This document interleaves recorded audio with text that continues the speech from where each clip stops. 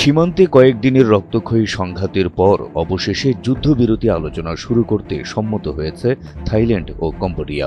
শনিবার ২৬ জুলাই দুই দেশের পক্ষ থেকে একযোগে এই ঘোষণা দেয়া হয়। এছাড়া বিষয়টি নিশ্চিত করেছেন মার্কিন প্রেসিডেন্ট ডোনাল্ড ট্রাম্পও।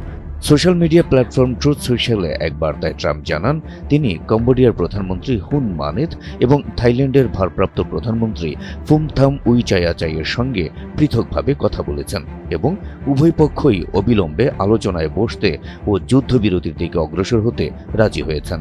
ট্রাম্প জানান, তিনি দুই নেতাকেই সতর্ক করে বলেছেন, যদি সীমান্তে প্রাণঘাতী সংঘর্ষ চলতে থাকে তবে যুক্তরাষ্ট্রের সঙ্গে কোনো বাণিজ্য চুক্তি করা হবে না। ট্রুথ সোশ্যালে ট্রাম্প লিখেন, তারা সম্মত হয়েছে দ্রুত সাক্ষাৎ করতে, সেই সাথে যুদ্ধবিরতি সর্বোপরি শান্তি অর্জনের জন্য কাজ করতে। বিষয়টি নিশ্চিত করে রোববার ২৭ জুলাই ভোরে কম্বোডিয়ার প্রধানমন্ত্রী হুন মানেত ট্রাম্পকে ধন্যবাদ জানিয়ে বলেন, দুই দেশের সেনাবাহিনীর মধ্যে অবিলম্বে এবং শর্তহীন যুদ্ধবিরতির প্রস্তাবে কম্বোডিয়া সম্মত। পাশাপাশি থাইল্যান্ডের পররাষ্ট্র মন্ত্রণালয় থেকে দেওয়া এক বিবৃতিতে বলা হয়, কম্বোডিয়ার পক্ষ থেকে আন্তরিক উদ্যোগ দেখতে চায় থাইল্যান্ড। এদিকে যুদ্ধবিরতি কার্যকরে উভয় পক্ষের ইতিবাচক অগ্রগতিতে স্বস্তির বাতাস বইতে শুরু করেছে দুই দেশের সীমান্ত এলাকার মানুষদের মাঝে।